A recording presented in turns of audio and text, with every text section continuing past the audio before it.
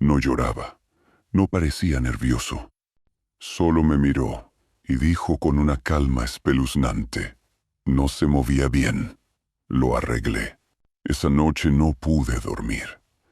Pensé que había sido un accidente, que tal vez el niño no entendía la gravedad de lo que había hecho. Pero al día siguiente, cuando lo confronté, me respondió con una sonrisa: usted no lo entiende. Hay cosas que dejan de servir y hay que detenerlas. Si no lo hace uno, nadie lo hará. Desde ese día empecé a observarlo más de cerca. En las sesiones dibujaba mucho. Al principio eran cosas normales: casas, soles, árboles, hasta que un día trajo un dibujo diferente. Era un retrato mío, pero sin ojos ni boca. Tenía una cruz negra donde debería estar la boca, y las cuencas estaban tachadas con furia, como si hubiera pasado el lápiz una y otra vez hasta romper el papel. Le pregunté por qué me había dibujado así, y sin levantar la vista me dijo: no mereces tener ojos, porque no quiero que me mires. No mereces una boca porque dices cosas que no me gustan. Intenté mantener la calma, pero la sensación que me recorrió fue pura incomodidad, una mezcla de miedo y tristeza. Le pedí que me diera el dibujo, y cuando se fue, lo rompí en pedazos y lo tiré. Pensé que era mejor así, que dejarlo ir me ayudaría a sacarlo de mi mente. Pero unos días después, al llegar a la oficina, lo encontré pegado en la puerta. Exactamente el mismo dibujo, las mismas líneas, el mismo trazo, incluso los mismos dobleces en el papel. Lo reconocí porque había una pequeña mancha de café en una esquina, la misma que había hecho yo con mi taza. Llamé a los cuidadores, pero nadie sabía nada. Axel estaba en clase, tranquilo, jugando con otros niños como si nada hubiera pasado. Cuando le pregunté si había entrado a mi oficina, solo se encogió de hombros. Tal vez el dibujo quiso volver, dijo. Desde entonces empecé a notar cosas pequeñas, detalles que me hacían dudar de mi propia mente. Las luces del despacho que se encendían solas, mis lápices fuera de lugar. Pequeños dibujos hechos con crayones apareciendo en mis carpetas, todos con los mismos rasgos: figuras sin ojos, bocas borradas, caras tachadas. Un día, mientras revisaba informes, lo vi parado frente a la puerta, mirándome. No había tocado el picaporte, solo estaba ahí, inmóvil. Dijo: no se preocupe, ya no dibujo más. Ya sé cómo se ven todos por dentro. No supe qué contestar. Ese mismo mes fue trasladado a otro centro. Dicen que su comportamiento había mejorado, que incluso participaba en charlas con otros niños sobre cómo controlar la ira. Yo me convencí de que todo había terminado, que lo del dibujo era solo un episodio de un niño confundido.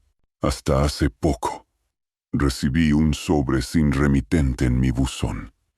Dentro había un solo papel doblado. Lo abrí y supe, antes de verlo por completo, qué iba a encontrar.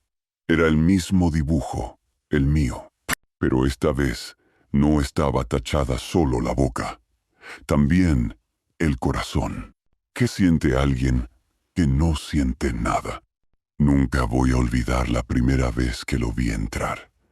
Era alto, con el cabello perfectamente peinado hacia atrás y una sonrisa que parecía ensayada frente a un espejo. Tenía algo inquietante, pero no era su aspecto. Era la calma, esa clase de calma que uno no espera en alguien con su historial. Marco, ese era el nombre que eligió darme. Había sido condenado por tráfico de drogas y por agresión agravada. Llegó a mí porque el tribunal exigía terapia si quería reducir su condena. Aceptó venir, no porque creyera necesitar ayuda, sino porque le convenía. Desde el principio me dejó claro que no creía en los sentimientos. Dijo que eran un lujo para los débiles. Yo traté de mantener la distancia profesional, pero cada sesión se sentía como caminar sobre una cuerda floja tendida sobre un abismo. Marco no hablaba como los demás. No intentaba justificarse, ni mostraba el más mínimo signo de culpa o vergüenza. Contaba las cosas con una precisión quirúrgica, como quien relata un experimento. Me dijo que nunca había tenido empatía, que la primera vez que golpeó a alguien apenas tenía 13 años, y que lo único que sintió fue curiosidad. Quería saber hasta dónde podía llegar antes de que el otro dejara de moverse. En otra sesión me contó que, cuando empezó en el negocio, disfrutaba ver cómo la gente hacía cualquier cosa por una dosis. Dijo que eso le daba una sensación de control que ninguna otra cosa le había dado. Se reía recordando cómo algunos de sus clientes se arrastraban por el suelo o se peleaban entre ellos por un poco de polvo. Les pedía que se golpearan entre sí, me dijo, y lo hacían solo para que los mirara. Recuerdo que en esa sesión la temperatura del consultorio era perfecta, pero yo sentía frío. Había algo en su tono, en la manera en que describía el sufrimiento ajeno, que me provocaba una repulsión física. A veces hacía pausas, como si esperara ver mi reacción, como si eso también fuera parte de su entretenimiento, y cuando veía que evitaba mirarlo directamente, sonreía. Una tarde llegó con la camisa manchada de tinta. Me dijo que había estado escribiendo, que tenía ideas sobre la naturaleza del dolor. Habló durante largos minutos sobre cómo el dolor era una ilusión, una reacción que podía desactivarse si uno dejaba de darle importancia. Yo traté de reconducir la conversación hacia temas más seguros, pero él no dejó de mirarme. De pronto, sacó un bolígrafo de su bolsillo y, sin dejar de sonreír, se lo clavó en el antebrazo. No gritó, no se inmutó. La sangre empezó a deslizarse por su piel, espesa y oscura, pero él seguía hablando como si nada. Dijo, el dolor solo es real para quienes creen que la gente importa. No sé cuánto tiempo pasó antes de que yo reaccionara. Llamé al equipo de emergencia, pero cuando llegaron, él ya había arrancado el bolígrafo y estaba limpiándose con un pañuelo, tranquilo, casi satisfecho. Me dijo que quería mostrarme algo, que la diferencia entre nosotros era que yo aún necesitaba sentir para saber que existía. Él no. Después de ese día, cada vez que venía, se sentaba frente a mí y se quedaba en silencio. Solo me miraba, como si esperara que yo parpadeara primero. Nunca lo hacía, pero cada segundo con él me recordaba lo cerca que puede estar la locura de la calma y lo fácil que es confundir una sonrisa con una amenaza. Tiempo después supe que no volvió a las sesiones. Había desaparecido y nadie sabía si había huido o si alguien se había encargado de hacerlo desaparecer. Pero cada vez que escucho el sonido de un bolígrafo al hacer clic, todavía siento esa misma punzada helada en el estómago.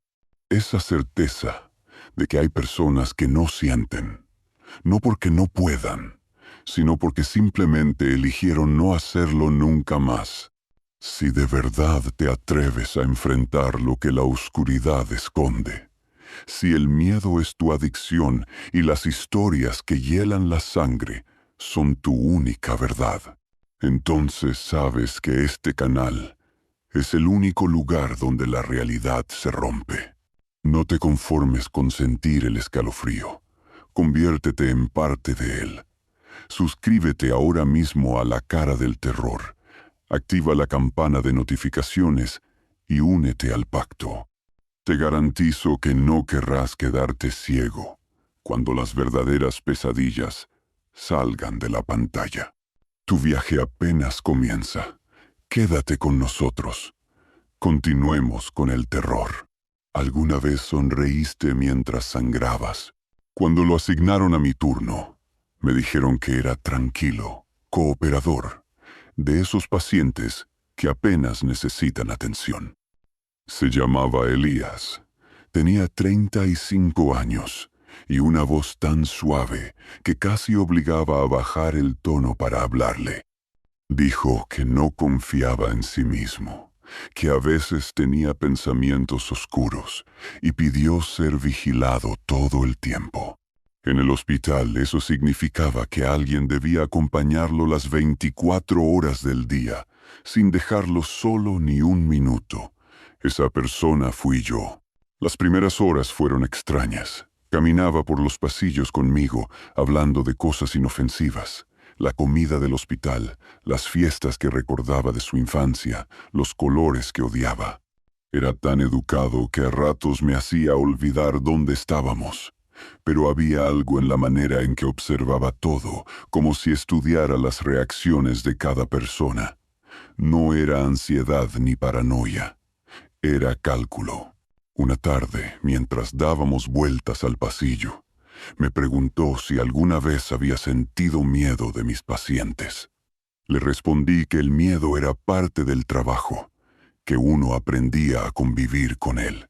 Sonrió de una forma que no supe leer.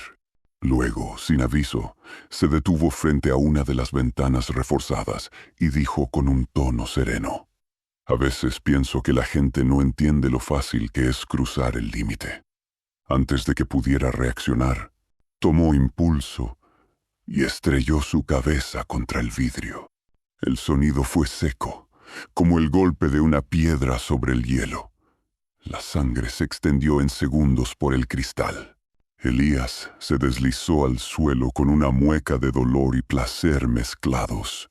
Yo grité por ayuda. Intenté detener la hemorragia, pero él solo me miraba, los ojos llenos de algo que no era sufrimiento, era satisfacción. Cuando llegó el equipo médico, siguió tranquilo, colaborador, dejando que lo suturaran sin un solo gesto de dolor. Ni siquiera pidió calmantes. Dijo que lo sentía, que había tenido un mal momento. 2 días después, volvió al pabellón, con la cabeza vendada y la misma sonrisa pulcra de siempre. Caminó directo hacia mí.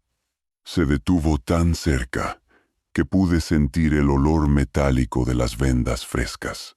Me agradeció por haberlo cuidado y antes de irse, susurró: si pude hacerme eso, imagina lo que puedo hacerte a ti. Esa noche no dormí. Cada vez que escuchaba un paso en el pasillo, me tensaba. No era un miedo irracional, era un miedo lúcido, una certeza. Su mirada se había quedado conmigo. Los días siguientes lo observaba desde lejos, fingiendo indiferencia. Ayudaba a los otros pacientes, sonreía a las enfermeras, contaba chistes. Nadie habría creído lo que yo había visto en sus ojos ese día. Una madrugada lo encontré en la sala común, sentado frente a la televisión apagada. Estaba a oscuras, inmóvil. Cuando encendí la luz me dijo: no te preocupes, no voy a lastimarte, no aún.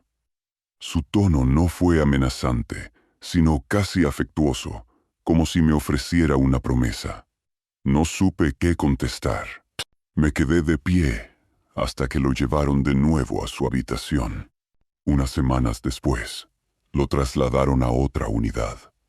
Dicen que su evolución era excelente, que mostraba avances notables. No lo volví a ver. Pero cada tanto, cuando camino por esos mismos pasillos, siento el impulso de mirar las ventanas. Y en el reflejo, por un instante, creo verlo sonriendo, con la frente aún manchada de sangre, observándome desde el otro lado del vidrio. ¿Quién protege a los niños cuando los adultos deciden mirar hacia otro lado? Tenía 12 años, y el cuerpo de alguien que había aprendido a no moverse demasiado. Se llamaba Luna, aunque sé que ese no era su verdadero nombre. La trajeron a mi consultorio por ansiedad.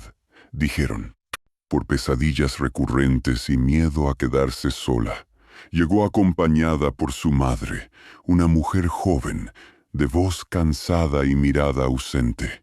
Mientras llenaba los formularios, la niña se mantenía en silencio, mirando el suelo con los brazos cruzados, como si intentara hacerse más pequeña. Durante las primeras sesiones apenas hablaba, dibujaba, se quedaba callada, y cuando la miraba directamente, desviaba la vista. Yo sabía que algo se escondía detrás de ese silencio, algo que iba más allá del miedo infantil. Me tomó semanas ganarme su confianza, hasta que una tarde, mientras coloreaba una hoja, dijo en voz baja: «A veces él entra a mi cuarto cuando mamá duerme». El aire se volvió denso. No necesitó decir más. Sabía exactamente de qué hablaba. Intenté mantener la calma, hacerle preguntas suaves, no poner palabras en su boca. Lo que siguió fue una confesión fragmentada, llena de pausas y respiraciones entrecortadas. Habló del padrastro, de las visitas nocturnas, del olor a alcohol, del miedo a gritar. Dijo que la primera vez que intentó contarlo, su madre no le creyó.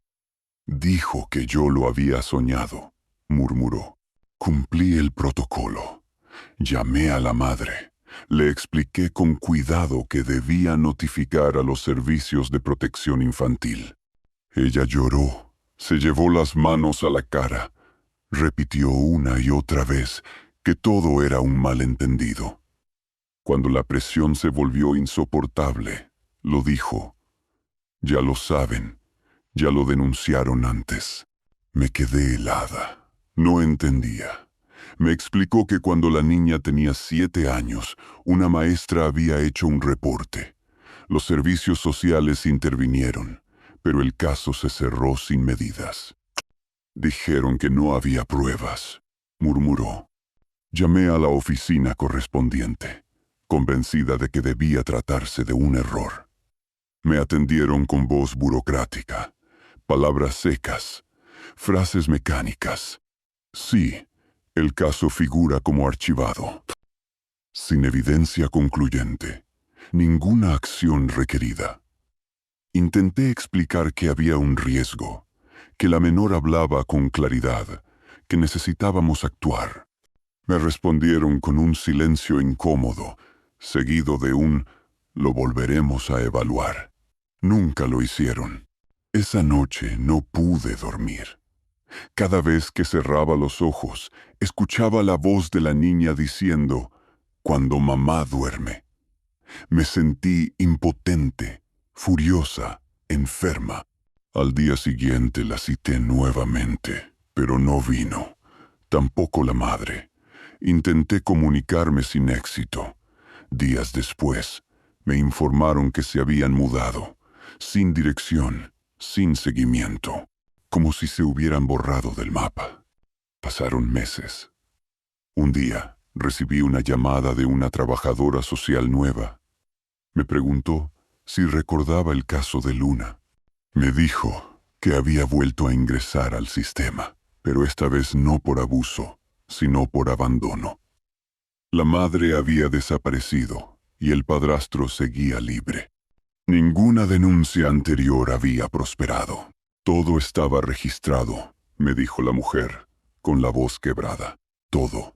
Hay horrores que no llevan máscara, ni cuchillo, ni oscuridad. Hay horrores que visten traje, que sellan papeles y firman formularios, que sonríen desde escritorios impecables mientras una niña aprende a callar porque nadie escucha». Todavía guardo una copia del primer dibujo que me hizo. Era una casa con 3 figuras: una mujer, un hombre y una niña sin rostro. Bajo el dibujo, con letras torcidas, había escrito: «No siempre el monstruo vive afuera». Y es verdad. No siempre el horror es un hombre en la oscuridad. A veces es una firma en un documento, una puerta cerrada, una voz indiferente que dice: No hay pruebas suficientes. Eso es lo que realmente asusta, cuando el monstruo no se esconde, sino que trabaja para el sistema. ¿Cuánto cuesta una mentira dicha con odio?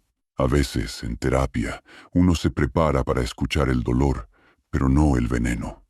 Cuando conocí a Santiago, parecía como cualquier otro joven que carga más culpa que palabras.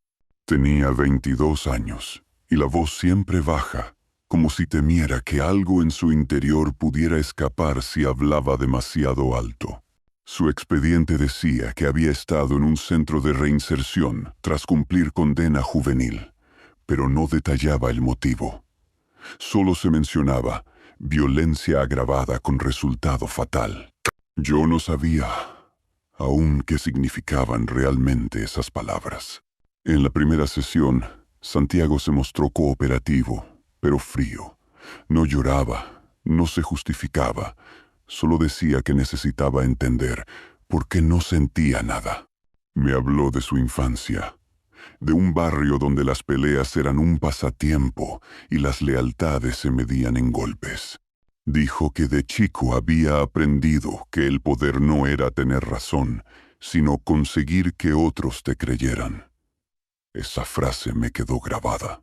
Durante semanas hablamos de todo y de nada, hasta que una tarde, sin que yo preguntara, empezó a contarme lo que lo perseguía en sueños. Habló de un amigo de su grupo, un chico al que llamaban Lucho. Dijo que Lucho era problemático, pero noble, y que una noche, después de una discusión absurda, lo hizo pagar caro. Solo quería asustarlo, murmuró. Solo quería que aprendiera que conmigo no se juega. La historia salió a trozos, como si las palabras se resistieran a salir. Santiago dijo que había inventado algo, que un día se acercó a sus dos mejores amigos y les contó que Lucho había abusado de una chica con discapacidad del barrio. Les mostró un mensaje falso en el celular, un texto que él mismo había escrito haciéndose pasar por la supuesta víctima.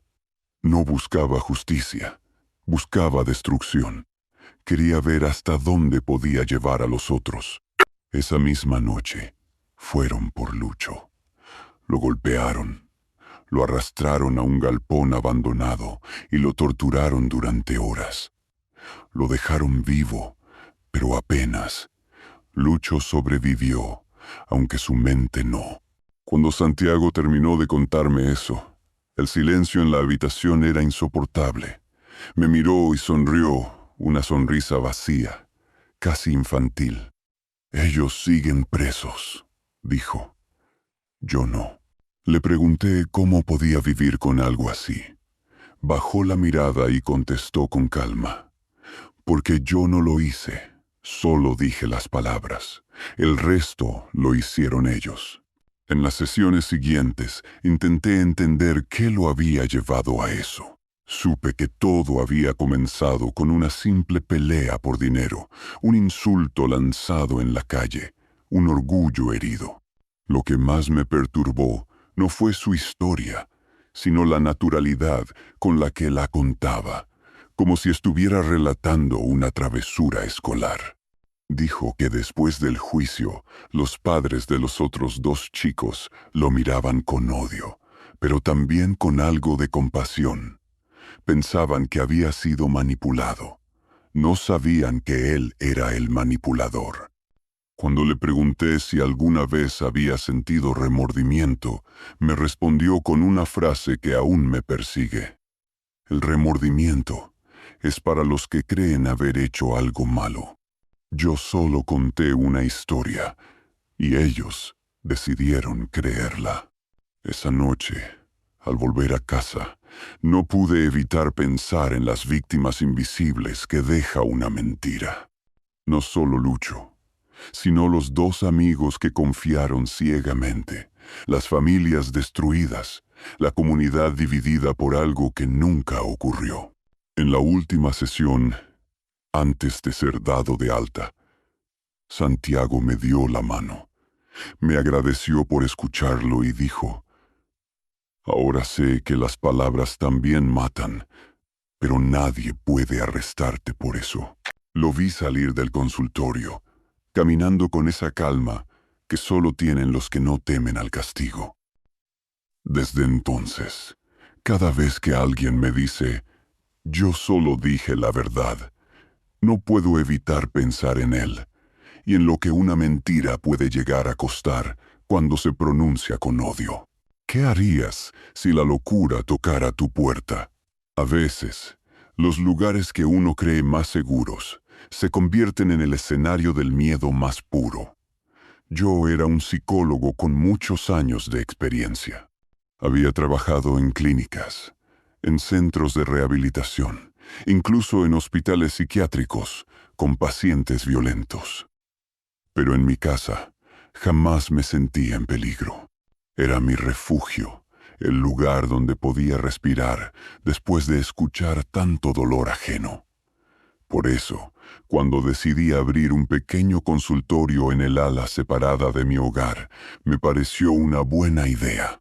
Tenía una entrada independiente, un baño propio y una puerta sólida que separaba el espacio profesional del familiar. Mi esposa y mis 2 hijos estaban a solo unos metros, pero el límite era claro. O al menos, eso creí. Él llegó un sábado por la tarde. Un hombre robusto, de unos 40 años, con la mirada cansada y la voz baja. Dijo llamarse Darío. Venía derivado por otro colega, quien me advirtió que era un caso difícil, con historial de impulsos violentos, pero que se encontraba estable gracias a la medicación. Acepté verlo, confiando en mis años de experiencia y en la calma que siempre creí poder mantener. Las primeras sesiones fueron tranquilas. Hablaba poco, pero escuchaba con atención. A veces tenía largos silencios, de esos que ponen a prueba la paciencia del terapeuta. Parecía reflexionar profundamente antes de responder cualquier cosa. Cuando se levantaba para irse, lo hacía siempre con un gesto amable, casi respetuoso. Pero había algo extraño en la forma en que recorría la habitación con la mirada, como si tomara medidas, como si calculase cada distancia, cada objeto, cada posible salida. Una tarde, el ambiente cambió. Entró más inquieto de lo habitual, sudando a pesar del clima templado. Sus movimientos eran erráticos. Me dijo que había dejado de tomar su medicación porque sentía que lo controlaba demasiado. Su voz era diferente, más seca, más áspera. Durante casi media hora caminó de un lado al otro de la oficina, respirando con dificultad. Yo trataba de mantenerlo calmado, hablándole con voz pausada, sin moverme bruscamente. Todo en su cuerpo gritaba tensión. Y entonces lo vi. Su mano fue al bolsillo de su chaqueta y sacó una pistola. La sostuvo con una naturalidad aterradora, como si se tratara de un simple gesto cotidiano. El corazón me dio un vuelco.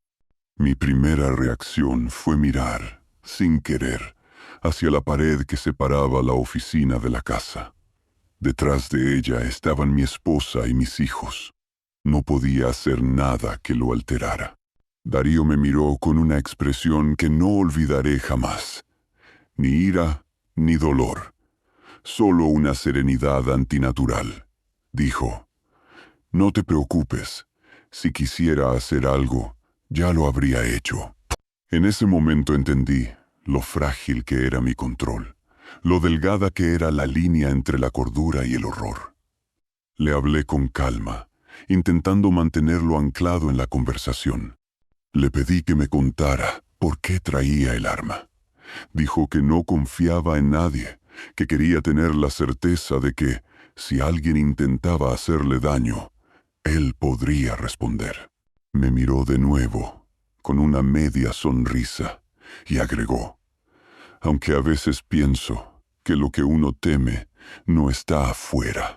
Durante casi una hora lo escuché hablar, cada palabra una cuerda tensada entre la razón y la locura. Intenté poco a poco guiar la conversación hacia la puerta, haciéndolo moverse conmigo, sin que se diera cuenta. Cada paso era una apuesta. Cuando finalmente se levantó, respiré más despacio. Le agradecí por su confianza. Le dije que podíamos continuar la próxima semana y lo acompañé hasta la salida. Apenas cruzó la puerta, cerré con llave y llamé a la policía. Pero cuando llegaron, ya se había ido. No volvió nunca más. Dejé de atender en mi casa desde ese día. Durante semanas, cada ruido del pasillo me hacía temblar. La silla donde él se había sentado seguía en el mismo lugar, pero no podía acercarme. En mis sueños, lo veía de pie, con la pistola apoyada en la mesa, repitiendo su frase en voz baja. Si quisiera hacer algo, ya lo habría hecho. Con el tiempo entendí que el miedo más real no es el que viene gritando, sino el que te habla con cortesía. Porque la locura no siempre irrumpe, a veces entra, se sienta frente a ti y sonríe. ¿Alguna vez te sentiste observada mientras estabas sola? Me mudé a esa casa, buscando tranquilidad. Después de años trabajando en una clínica saturada, necesitaba silencio, aire limpio, espacio para ordenar mi mente. Era una casa antigua, de techos altos y madera que crujía con el viento, en un barrio tranquilo donde las calles se vaciaban al caer la tarde. Ideal para trabajar en mis informes y recibir algunos pacientes particulares. Me sentía a salvo. Durante las primeras semanas todo parecía encajar. Las mañanas tranquilas, el olor a café, el sonido lejano de los trenes nocturnos. Pero la paz no dura cuando uno trae consigo demasiadas historias. Empecé a notar cosas pequeñas. Un libro movido de lugar, una lámpara encendida al volver del trabajo, una taza sobre la mesa que juraba no haber usado. Pensé que eran distracciones, el resultado de las noches sin dormir. Me convencí de que era estrés, hasta que una mañana, al despertar, encontré mis carpetas abiertas en el suelo.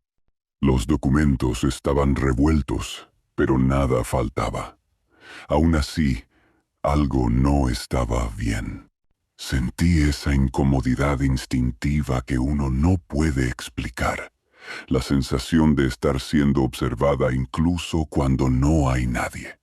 Una noche escuché pasos.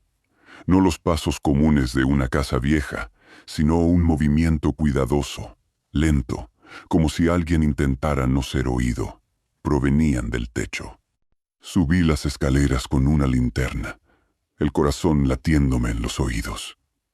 No encontré nada, solo polvo y cajas viejas. Pero al bajar, juraría haber escuchado un suspiro justo encima de mí. Pasaron los días, y el miedo se volvió rutina. Los marcos de las puertas aparecían ligeramente torcidos, las ventanas apenas abiertas. Me repetía que era mi imaginación, hasta que una mañana vi algo en la ventana del estudio. Una sombra, estática, observándome. Corrí afuera, pero no había nadie.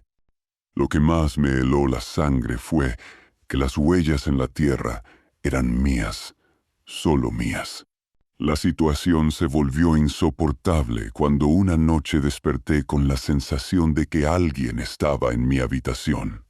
No escuché nada, pero podía sentir una respiración que no era la mía. En la penumbra, algo se movió detrás del armario. Apenas un roce, un crujido de madera. Encendí la lámpara de golpe, pero no vi a nadie. Al día siguiente, revisé mis notas de pacientes. Uno de ellos, Javier, había terminado su tratamiento unos meses antes. Un hombre callado, obsesivo, con antecedentes de acoso y una fijación enfermiza con las personas que lo ayudaban. Recordé cómo me miraba durante las sesiones, como si intentara memorizar cada detalle de mi rostro. Había mencionado varias veces que admiraba mi capacidad para cuidar, y que ojalá alguien lo cuidara así fuera de la consulta. Lo había dado de alta cuando empezó a llamarme fuera de horario, dejando mensajes sin voz, solo respiraciones. Esa noche decidí revisar el ático otra vez. Llevé la linterna, esta vez acompañada por mi perro, que se negaba a subir. Al enfocar hacia el fondo, vi algo que me paralizó. Una colchoneta vieja, latas vacías, botellas de agua y una libreta abierta. En la portada, mi nombre. Dentro, notas escritas con letra apretada. ¿A qué hora me levantaba? ¿Cuándo salía? ¿Qué ropa usaba? ¿Con quién hablaba? En algunas páginas había recortes de fotografías mías, sacadas a través de las ventanas. Retrocedí sin poder respirar. En ese momento, escuché un ruido detrás de mí. Me giré, pero solo vi el vacío. No esperé más. Bajé corriendo, cerré la trampilla y llamé a la policía. Tardaron 20 minutos en llegar. Cuando subieron, el ático estaba vacío. Solo quedaban las latas, la colchoneta y la libreta. Ninguna huella, ningún rastro fresco. Durante los días siguientes no pude dormir. Cada crujido del techo era una amenaza. Instalé cámaras, sensores, cerraduras nuevas. Nada parecía calmarme. Hasta que una madrugada, mientras revisaba las grabaciones, vi algo que me heló la sangre. A las 3:22, la cámara del pasillo captó una figura saliendo del ático y deteniéndose frente a la puerta de mi dormitorio. Se quedó ahí varios minutos, inmóvil, escuchando. Luego se inclinó hacia la rendija, tan cerca que la imagen captó sus labios moverse. No hubo sonido en la grabación, pero yo sabía lo que dijo. Lo sabía porque, la noche siguiente, cuando finalmente logré dormir, desperté sobresaltada y lo escuché susurrar desde algún lugar sobre mi cabeza. Te escuchaba dormir. Lo arrestaron 2 semanas después, en una casa abandonada a 5 cuadras. Era Javier. Había estado entrando y saliendo por una trampilla exterior que conectaba con el techo. Tenía llaves que yo nunca supe que había perdido. Cuando lo interrogaron, dijo que solo quería asegurarse de que yo estuviera bien, que no había hecho nada malo, que le gustaba el sonido de mi respiración. Desde entonces no he vuelto a vivir sola. Me mudé, instalé alarmas, perros, cámaras. Pero a veces, cuando apago las luces y el silencio se asienta sobre las paredes, juro escuchar un susurro lejano entre las vigas, un murmullo casi cariñoso que me congela el alma. Tal vez sea el viento, o tal vez todavía hay alguien allá arriba, escuchándome dormir. ¿Qué queda de un hombre cuando se apaga su compasión? Cuando entró a la consulta, pensé que era uno de esos veteranos que buscan alivio más que respuestas. Llevaba el uniforme doblado bajo el brazo, no porque aún sirviera en el ejército, sino porque no sabía vestirse de otra manera. Su nombre era Esteban, aunque al principio insistió en que lo llamara sargento. Había estado en Oriente Medio durante casi una década y decía que venía a terapia porque ya no podía dormir. Yo lo creí, pero pronto comprendí que su insomnio no era por culpa, sino por costumbre. Estaba demasiado acostumbrado a la vigilia y al ruido. Las primeras sesiones fueron silenciosas. Se sentaba frente a mí con la espalda recta, mirando un punto fijo en la pared, como si esperara órdenes. Cuando le pedí que me contara lo que recordaba, me habló del calor, de la arena, del olor a metal caliente y sangre seca. Dijo que la guerra lo había vuelto práctico, que allá las emociones eran un estorbo. Pero con el tiempo, su relato se fue torciendo, y lo que empezó como confesión se convirtió en un catálogo de atrocidades dichas sin emoción, como quien habla de un juego.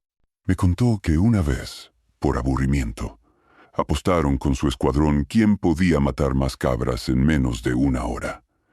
Eran animales de los aldeanos, criaturas que daban leche a los niños del lugar. Él ganó la apuesta. Lo dijo con una sonrisa seca, sin orgullo ni remordimiento, como si relatara una anécdota trivial. Luego, como si sintiera que eso no era suficiente, añadió que a veces lanzaban dulces desde los camiones solo para ver cómo los niños se peleaban por ellos. Era divertido, dijo. Se empujaban, se mordían, hasta sangraban, todo por un caramelo. Intenté mantenerme serena, pero mi estómago se cerraba con cada palabra. Le pregunté si alguna vez sintió compasión. Me miró, frunció el ceño y dijo que la compasión era un lujo que uno no podía permitirse si quería sobrevivir. Luego sonrió. Pero sobreviví demasiado, agregó. Una tarde, mientras hablábamos de sus ataques de ansiedad, se quitó el reloj y empezó a jugar con una llave que llevaba colgada al cuello. Me dijo que era de un depósito abandonado en la base militar. La giraba entre los dedos con la precisión de alguien que ya lo había hecho muchas veces. De pronto, sin aviso, la hundió en su brazo, justo debajo de la piel. La sangre brotó, pero él no hizo un solo gesto. Solo me miró con calma y dijo: «A veces necesito recordar que sigo vivo». No gritó, no tembló, ni siquiera apretó los dientes. Solo observó cómo la sangre caía sobre su pantalón y con la otra mano la frotó entre sus dedos, como si estudiara su textura. Corrí a buscar ayuda, pero cuando regresé con el personal médico, ya se había limpiado la herida. Dijo que no necesitaba puntos, que había sido un experimento. Después de ese día, comencé a revisar cada palabra que me había dicho. Su expediente hablaba de estrés postraumático, pero nada más. Ninguna mención de violencia gratuita, ningún informe sobre conductas psicopáticas. A la semana siguiente, lo confronté.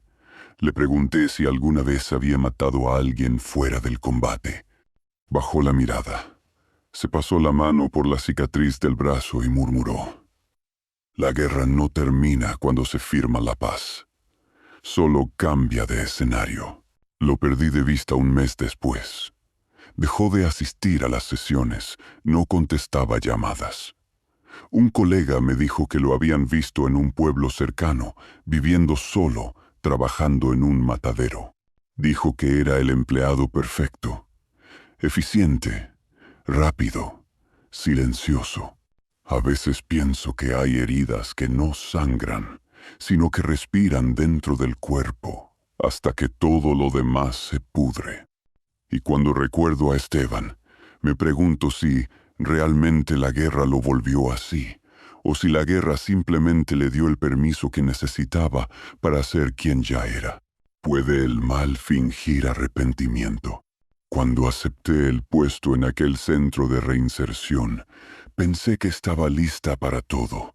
Había trabajado con adictos, con criminales, con pacientes violentos. Pero allí el enfoque era distinto. Rehabilitación a través de la confianza, la palabra y la convivencia. Los residentes compartían habitaciones, hacían tareas domésticas y asistían a terapias grupales donde, en teoría, todos buscaban redimirse. Al principio creí en ese propósito. Creí que, con suficiente tiempo y escucha, cualquier mente podía encontrar su equilibrio. Hasta que llegó él. Su nombre era Damián. O al menos eso decía. Nadie sabía mucho sobre su pasado, solo que venía de un programa de reinserción patrocinado por una iglesia local y que había cumplido condena por asuntos menores de agresión. Tenía una sonrisa tranquila y una educación impecable. Saludaba a todos, ayudaba en la cocina, leía la Biblia en silencio por las tardes. Parecía el ejemplo perfecto de la rehabilitación. Pero la primera vez que lo vi, sentí una incomodidad que no supe explicar. No era miedo, era una especie de vacío, una calma artificial que no encajaba con la naturaleza humana. A los pocos días, comenzaron los comentarios de los otros residentes. Que no dormía, que caminaba por los pasillos en plena madrugada, que se quedaba observando a los demás mientras fingían dormir. Un joven del grupo, Adrián, me dijo que Damián entraba a las habitaciones y se acercaba a los rostros de los demás para asegurarse de que respiraran. Cuando lo confronté, él se rió. No lo hago por maldad, me dijo. Solo quiero saber si siguen vivos. Intenté no dejarme llevar por el pánico. En mi trabajo, los límites entre la realidad y la paranoia son siempre difusos. Pero una noche, mientras el grupo veía un documental de crímenes reales en la televisión común, algo pasó. Al comenzar el programa, Damián se puso de pie, miró la pantalla y salió de la habitación sin decir palabra. En la pantalla, el narrador mencionaba un nombre, el suyo. Nadie habló durante unos segundos, hasta que Adrián se levantó y apagó el televisor. Lo recuerdo con claridad. El silencio era tan espeso que casi podía escucharse. Buscamos en internet el caso, y ahí estaba. Las fotos, los titulares, los detalles. Damián había sido condenado años atrás por torturar y asesinar a 3 mujeres. El caso había sido cerrado por un tecnicismo, y la justicia lo había dejado libre con la condición de estar bajo supervisión institucional. Esa institución era nuestro centro. Sentí un vértigo inmediato, una mezcla de miedo y furia. Nadie del personal sabía nada.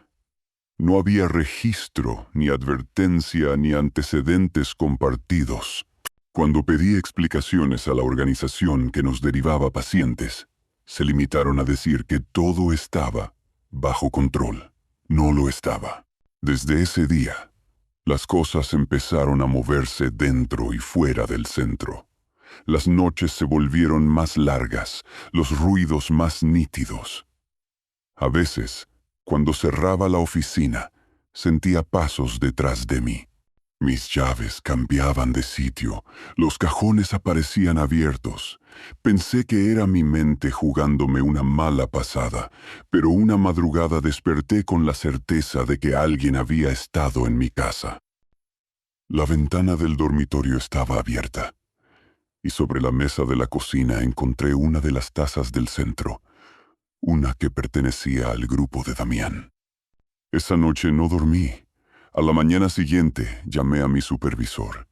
Me prometió que lo trasladarían en cuestión de días, pero antes de que eso ocurriera, desapareció. La habitación estaba vacía, la cama intacta, las sábanas dobladas con precisión militar. La puerta no había sido forzada. Los días siguientes fueron una pesadilla. Mi teléfono sonaba de madrugada, pero al contestar solo escuchaba respiraciones. Mis perros ladraban hacia el techo, hacia rincones donde no había nada. A veces sentía que alguien se quedaba quieto, observando desde el pasillo mientras yo intentaba convencerme de que estaba sola. Una noche escuché un golpe en el desván. Subí con el corazón acelerado, sosteniendo una linterna. El aire olía a polvo y humedad, y en la penumbra distinguí algo colgando. Mi bufanda, la que había perdido semanas antes, atada con un nudo perfecto. En la pared, con un pedazo de yeso, Alguien había escrito: te escuchaba hablar. Llamé a la policía. Revisaron todo. No encontraron a nadie. Dijeron que quizá eran vándalos o una broma pesada. Pero cuando revisaron las cámaras de seguridad, una imagen me heló la sangre. A las 3:17 de la madrugada, se veía una silueta parada frente a mi puerta, quieto, esperando, mirando directamente a la cámara. Lo atraparon 2 meses después, a menos de 20 kilómetros del centro. Vivía en una cabaña abandonada, rodeado de recortes de periódicos con mis fotografías, registros del grupo y notas sobre cada paciente. Tenía un mapa de mi casa, con anotaciones sobre las noches en las que dormía sola. Cuando lo interrogaron, solo dijo: nunca quise hacerle daño. Quería estar cerca de quien me entendía. Después de eso renuncié. No pude seguir trabajando en ningún tipo de institución. Me mudé, cambié de número, aprendí a convivir con la paranoia. Pero aún hoy, hay noches en que me despierto con la sensación de que alguien está de pie frente a mi puerta. No escucho pasos ni respiraciones. Solo una voz tenue en mi mente que repite lo mismo, una y otra vez. Te escuchaba dormir. ¿Hasta dónde llega el deseo de arrastrar a otros al abismo? Era un martes lluvioso cuando lo admitieron en la unidad. Se llamaba Iván. Tenía 26 años y la mirada de alguien que ha visto el fondo de algo muy oscuro. Había sobrevivido a un intento de suicidio doble.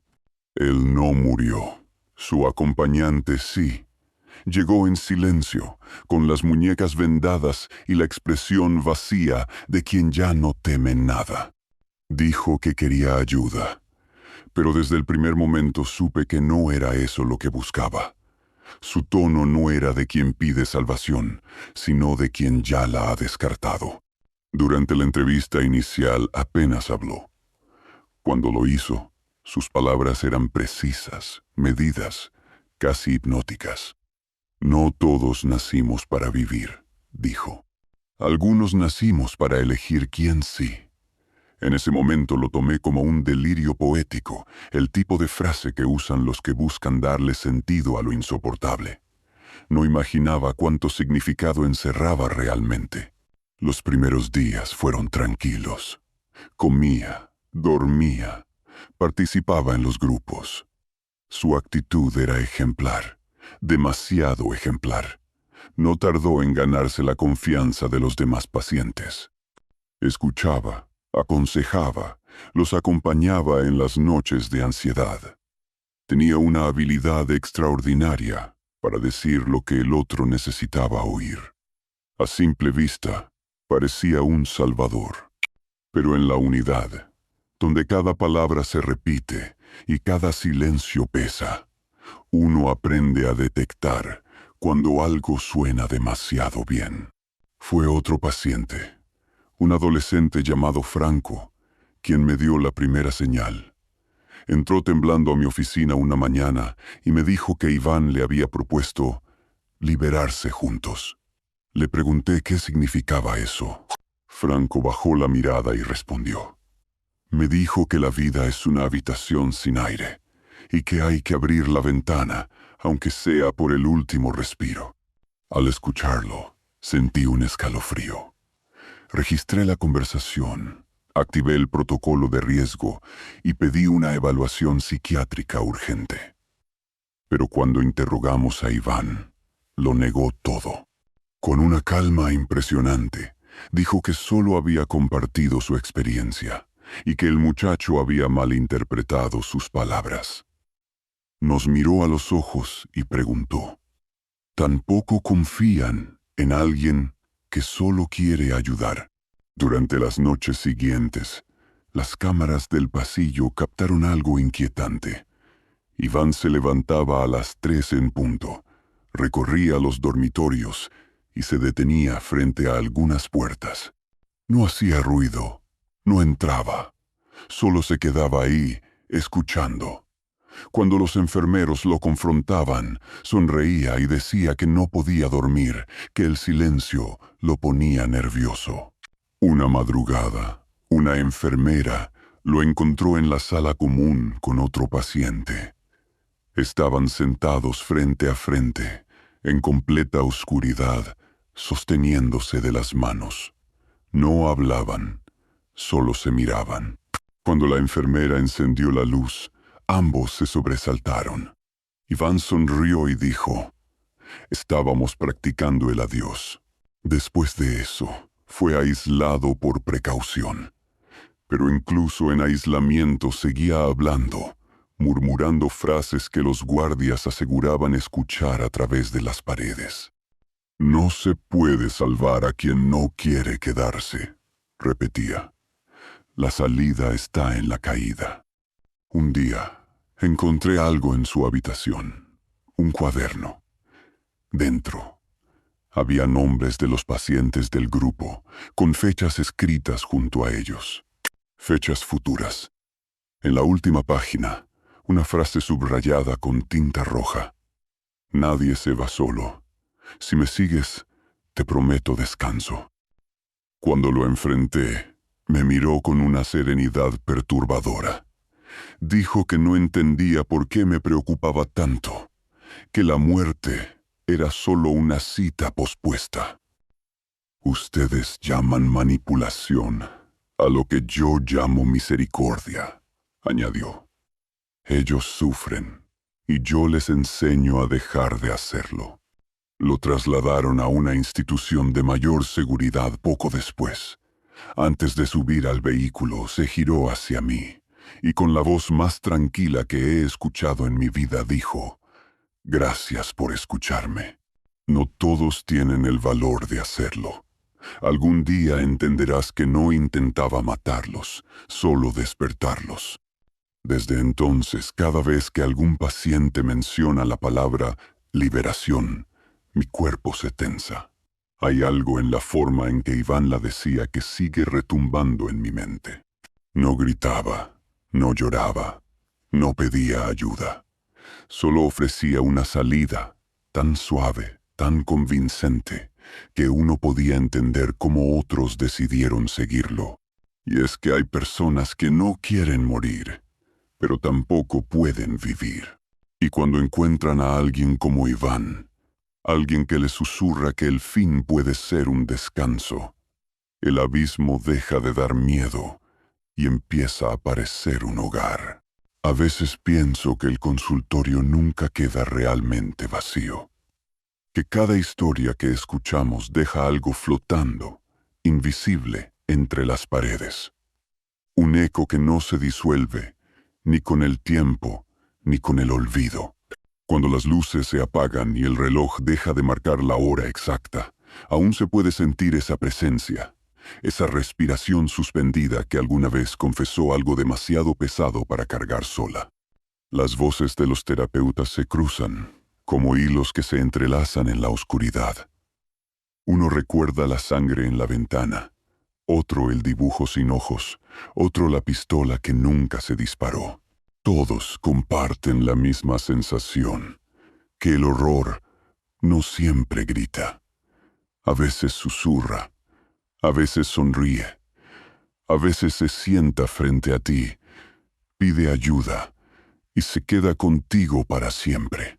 Hay quienes dicen que el trabajo del terapeuta es liberar al otro, pero nadie habla de lo que ocurre cuando la historia se queda atrapada en uno mismo, cuando los recuerdos ajenos comienzan a filtrarse en los sueños, cuando te sorprendes mirando tu reflejo en la ventana, esperando ver un rostro que no es el tuyo.